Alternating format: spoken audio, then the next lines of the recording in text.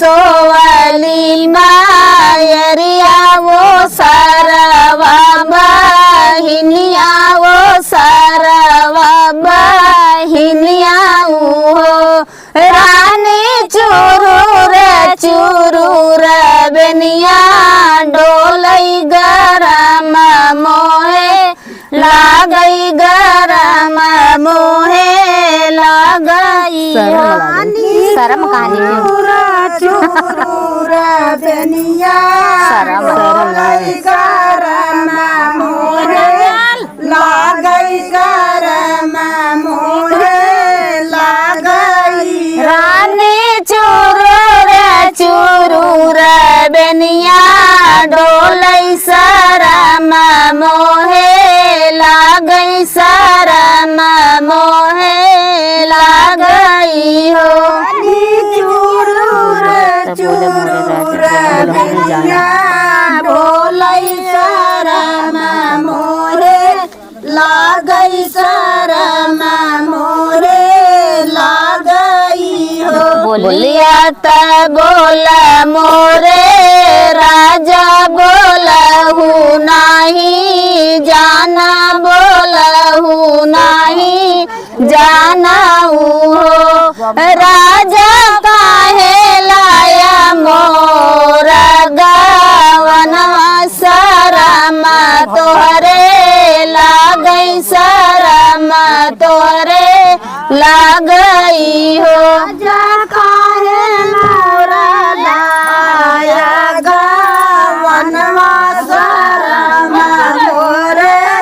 लागई शरम तोहरे लागई हो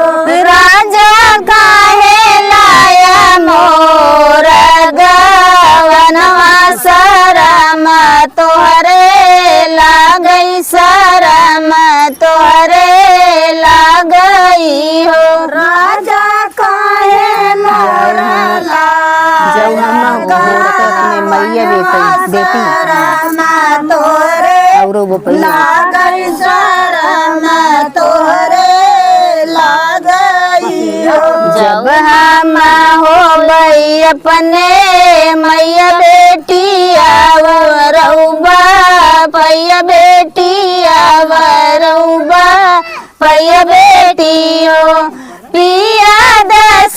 5 ललना हो बैये कहू नाही देवैये कहू नाही देवई हो 10 5 लड़का हो बैये कहू नाही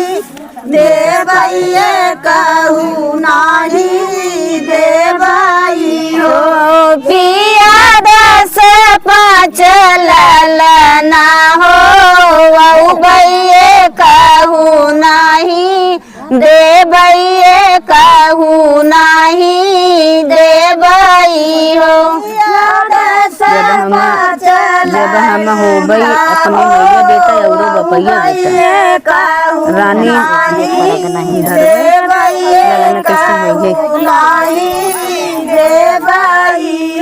जब हम हो गई अपने मैया बेटा आवरौबा पैया बेटा आवरौबा पैया बेटा हो धन से जिया पर नाही घर बैला लाना कैसे होई बाबूल कैसे होई हो नाही घर बैला लाना कैसे होई बाबूल कैसे होई हो धन से जिया पर नाही धर बैला लाना कैसे होई बाबूल कैसे होई हो से जिया पर नाही धर बैला लाना कैसे होई बाबूल कैसे ऊंची ऊंची बकरी ससुर जी का तबौना बायर बाई तबौना बायर बाई हो राजा धीरे धीरे बेनिया डोलावा गरम मोहे लागई गरम मोहे लागई हो राजा धीरे अब उठान लो। धीरे बेनिया हमारे याद में डोला